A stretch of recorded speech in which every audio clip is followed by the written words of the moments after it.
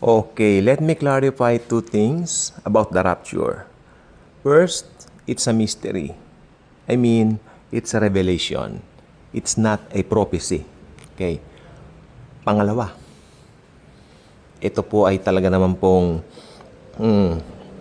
binabanatan talaga. Bakit daw gustong-gusto natin makatakas? Makatakas tayo sa tribulation. Ang Bible po kasi ang nagsabi na mahal tayo ng Diyos kaya tayo aalisin. Ang pag-aaral po ng Biblia ay malalim na pag-aaral. Hindi po kukuha ka ng isang verse, gusto mo patunayan. Patunayan mo, nasaan ang verse? Kinuha po namin sa Bible School, karamihan ng pinag-aralan namin.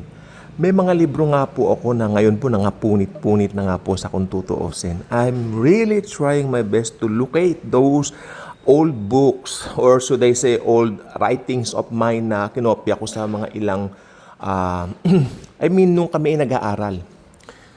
Kasi iba pa rin talaga yung mga turo dati kasi ngayon parang masyadong generalized na lang, generic na lang kasi masyado yung mga nakukuha natin minsan sa internet. Iba pa rin talaga yung mga turo nila Charles Ryrie, David Jeremiah, no? At saka syempre yung mga talagang ginawa ng mga Baptist. Take note, ang mga Baptist mahusay po sa eternal security at mahusay po sa end times. If you have old books, makinig po mabuti, if you have an old books written by a Baptist preacher o isang Baptist theologian regarding the end times, you are so blessed. Karamihan po ngayon out of print na po, obsolete na. Yung paborito kong libro na hinihiram-hiram ko, hindi naman po siya talagang original na na yung book na yun Naka-Xerox na lang po yun. Pati yung Xerox na yun, maski hinihiram-hiram po, ibig sabihin, di hinihiram-hiram, ang ganda ng content. May humiram daw, di na lang po nasaan. I'm trying to call yung parang mami-mami namin dun sa pananampalataya, syempre. Ay naku, mga anak na wala ko na. Hindi ko na alam kung sino humiram. Kanya. But that book is genuine. Ako sasabihin ko po sa inyo, ginto po yun. Napakaganda. May nakita po ako sa Shopee, Bible Doctrines kanya. Tinignan ko, ito kaya yon? Pagbukas pa lang, first page. Nope. Not even close. Okay? Okay, unang-una, patutunayan po natin dito, it's a mystery. Biblia po please. Ganyan po tayo, Bible.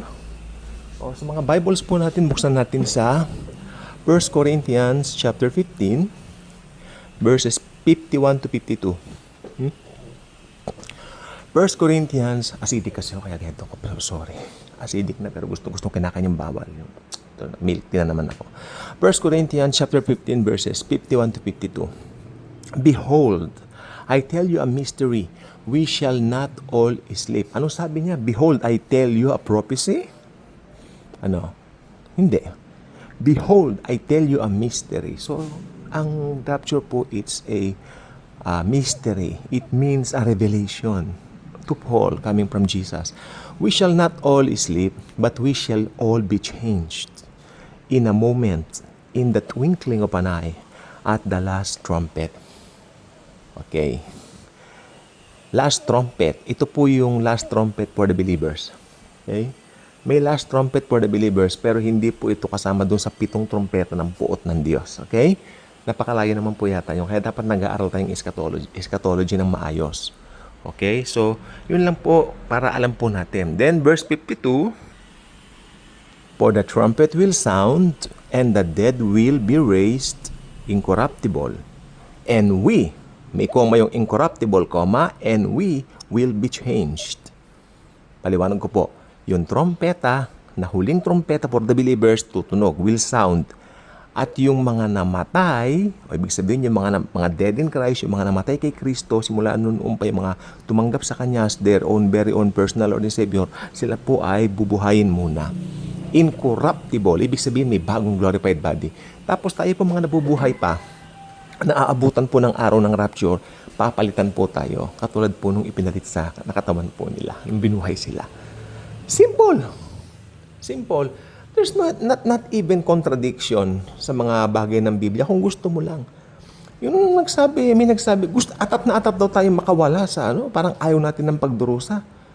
Hindi po Bible ang nagsabi, hindi po, hindi po kami ang may gustong makawala dyan. Ang Bible mismo ang nagsabi na talagang aalisin ni Jesucristo dito ang mga tao nang nagtiwala sa Kanya. Maliwanag po yan sa 1 Thessalonians din po, makikita nyo ang sabi niyo doon, for God did not appoint us to wrath, but to obtain salvation in His Son Jesus Christ. Ang linaw po niyan.